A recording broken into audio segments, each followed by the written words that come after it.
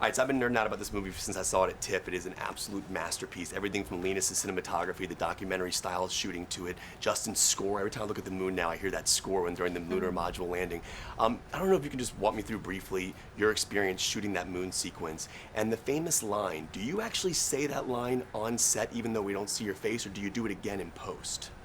No, we didn't do it in post. We did it on the day when we were shooting the moon landing scene, and that was, yeah, it was pretty surreal for many reasons. But one of which was that the actual Capcom recordings were playing in my ear, and they would just cut out Neil's dialogue, and I would fill it in. But you know, what? That is amazing. But the whole experience of hearing Buzz and hearing Mission Control, and you know, it was incredible.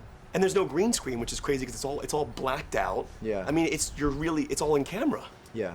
Which is insane. They have these LED screens and you guys are taking off, and the Gemini 8 launch, when we look out the window and the whole perspective of Linus being in there with the 16mm film, and like you guys were actually seeing that on screens, right? Can you talk about that?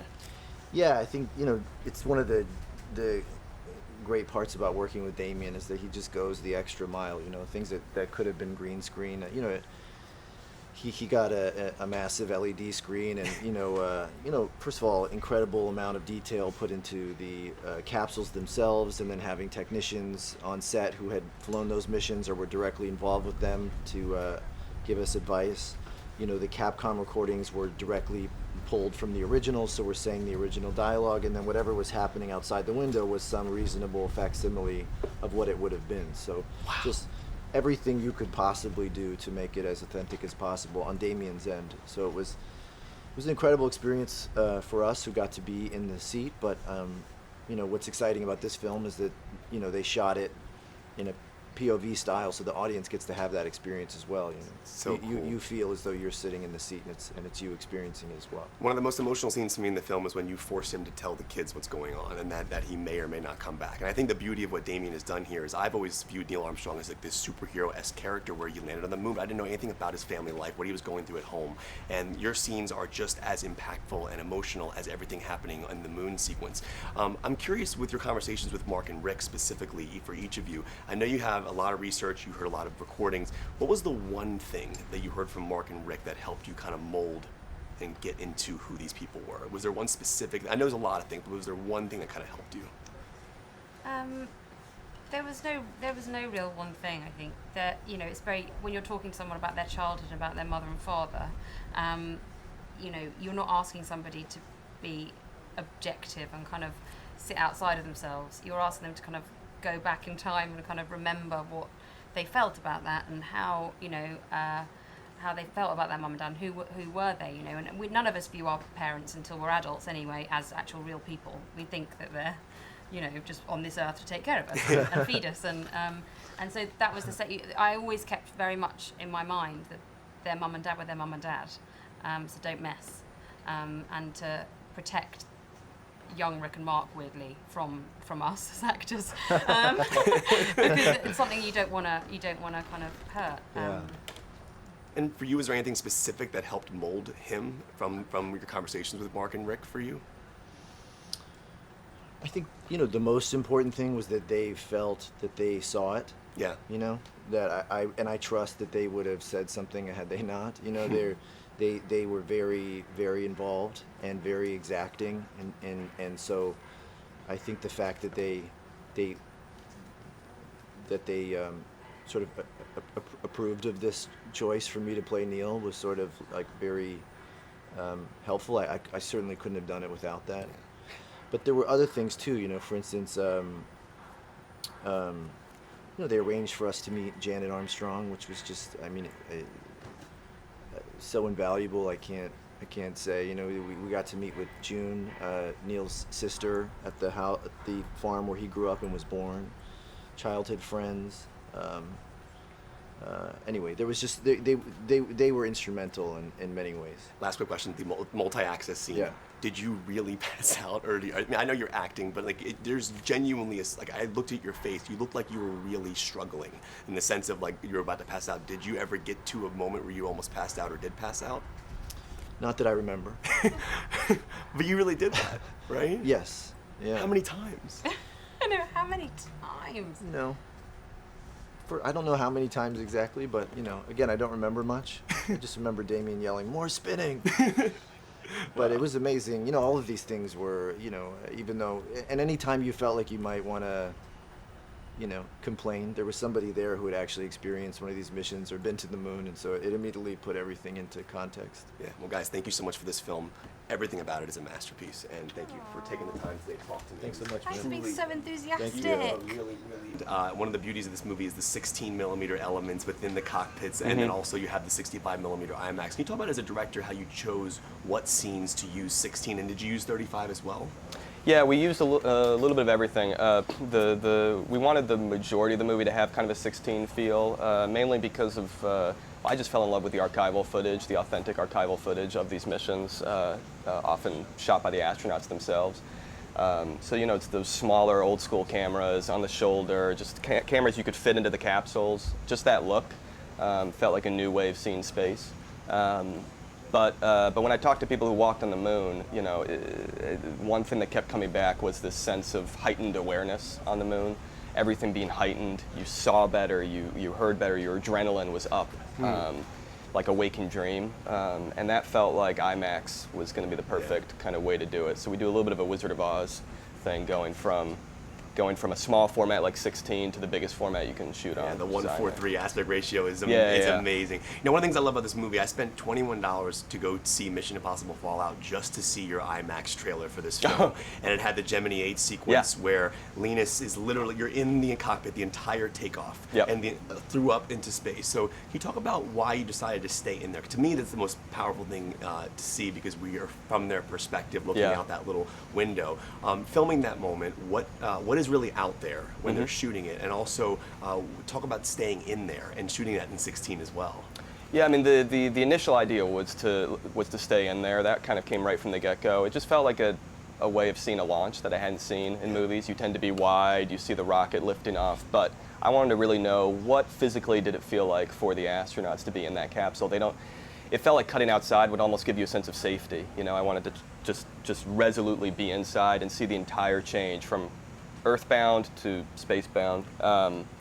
And so we also wanted to try to do it in camera, try to make it a ride for the camera, for the actors, for the audience. So we had a fully constructed replica of the capsule, and we had our actors inside. It was on a motion control system, and then there was a big LED screen out the window just showing, you know, essentially showing playback of what you'd see out the window. You know, the sky changing, blue to dark blue to black, staging, you know, for which we had actual fire out the window to just really kind of make you feel like you're actually going through that explosion. Yeah, we just tried to shoot the whole thing kind of in real time and make you feel like you're going through the actual launch yourself. I had the honor of interviewing Mr. Spielberg one time, and I brought up a question about how he shot the moon sequence in E.T.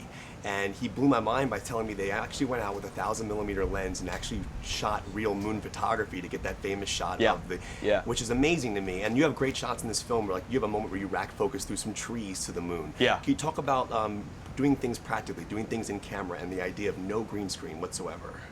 Well, you know, it was just it was an effort to try to make everything feel as real as possible. I mean, obviously green screen can give you a tremendous amount of flexibility, but it's just never going to look the same or feel the same as what's actually authentically captured by the camera, especially shooting on film. You know, we just loved how stuff in camera would interact with the film.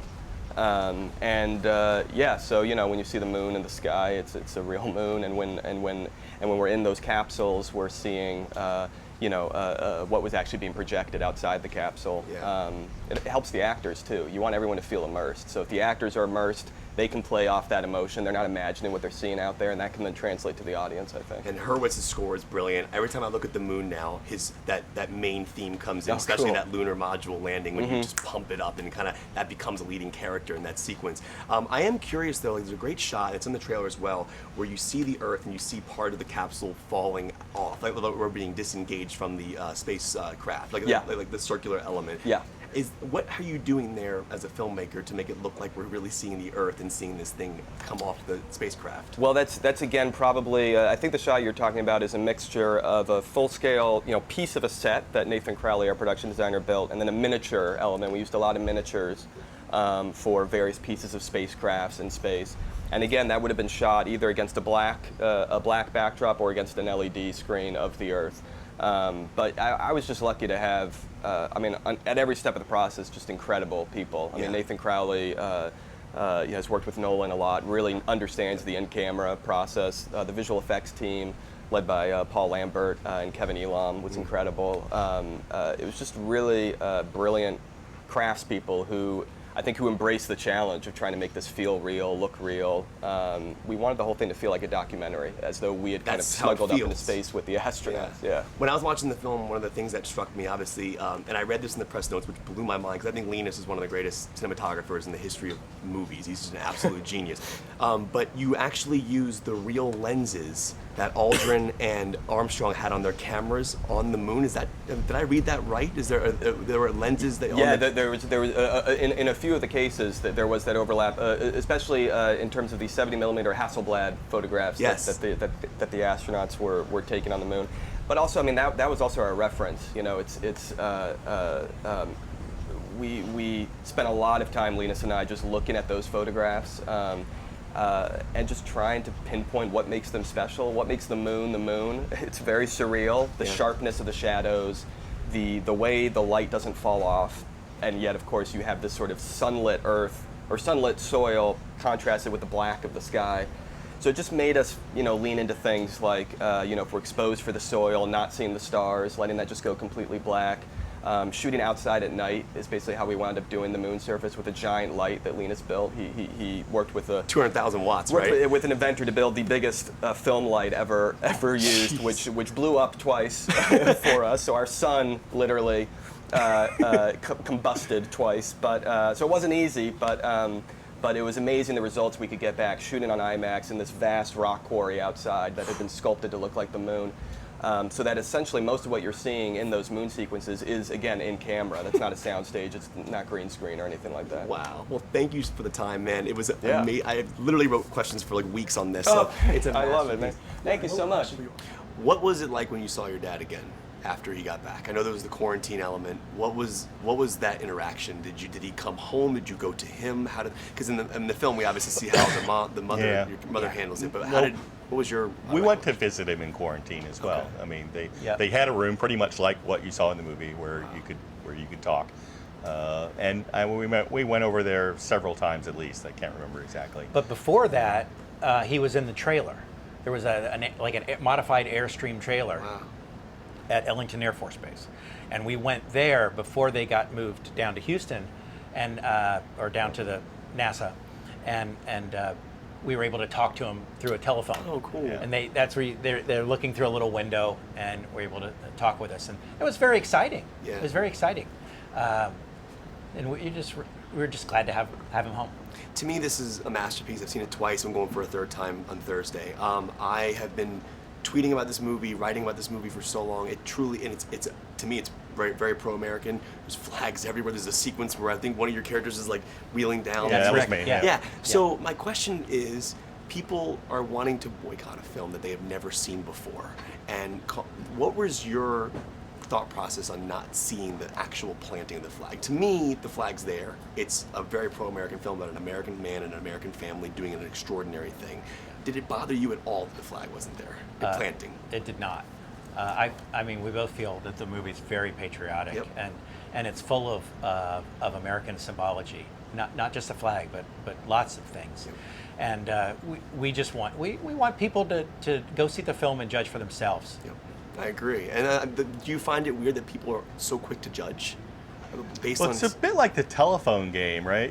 So somebody heard something about, there's no flag, and then pretty soon there's not only is there either no flag, or it's been changed to a UN flag, or it's been whited out, or there's all this inaccurate stuff that's spread out, and it's just unfortunate that has happened, and hopefully over time people will realize that the flag, is in the movie lots of places, along with including other stuff, on the moon. Including on the moon. 2 massive IMAX shots of it. I know. Last question. I know that you've probably been asked this before, and forgive me if you've answered it a million times, but I just want to know where you were when he walked on the moon, Were you up watching it? I'm assuming you were. What that was like? Were you with your mom? Was it just you three? What was the setting when that was happening? We were at home, and during the flight, there's an open house. If your father or husband is in space, the house is open. Friends, neighbors, all come in. Relatives, everybody stopping by, talking, bringing food over. It's just like a big open house, and that's the way it was. So we were there at home, watching just like everyone else.